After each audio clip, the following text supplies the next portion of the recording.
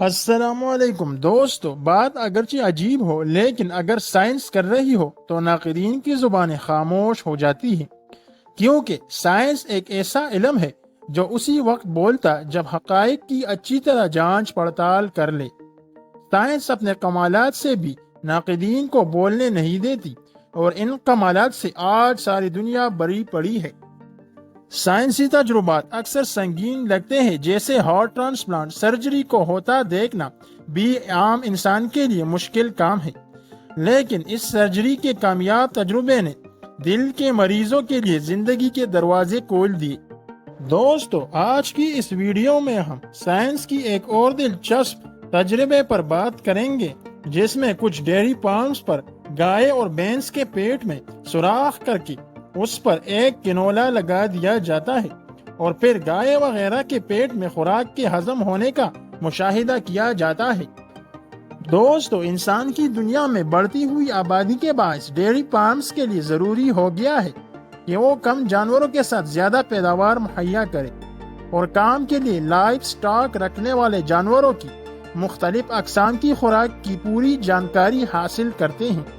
اور دیکھتے ہیں کہ کون سا کھانا کیسا نتائج دے رہا ہے۔ گائے کے مادے میں کنولا لگانے کے بعد ماہرین کے لیے آسان ہو گیا کہ وہ گائے مادے میں خوراک کی کوالٹی کو چیک کر سکے۔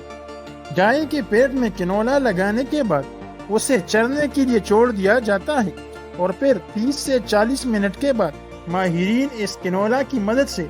گائے کے مادہ سے ہضم ہو رہی خوراک کے نمونے حاصل کرتے ہیں،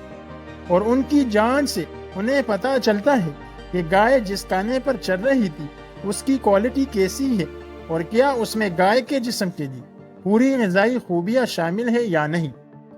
معزز ناظرین، جانوروں کے ڈاکٹرز عام طور پر فارمز پر کسی ایک صحت مند گائے کو اس لیے بھی کنولا لگا دیتے ہیں تاکہ اس کی معدہ سے ہضم ہوتی صحت مند خوراک کو کسی بیمار گائے کے معدے میں ڈال کر اسے جلدی صحت مند بنایا جا سکے۔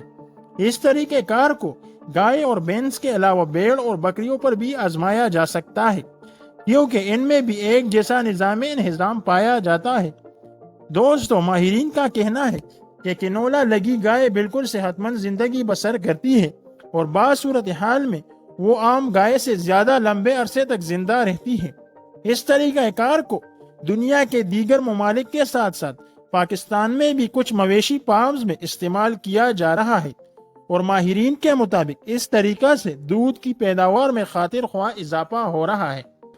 سائنس کے اس طریقہ کار پر ناقدین اس تجربے کی بھرپور مخالفت کر رہے ہیں اور اسے جانوروں پر ظلم قرار دیتے ہیں، اور کچھ ممالک میں اس طریقہ کار پر پابندی لگوانے میں کامیاب بھی ہو چکے ہیں،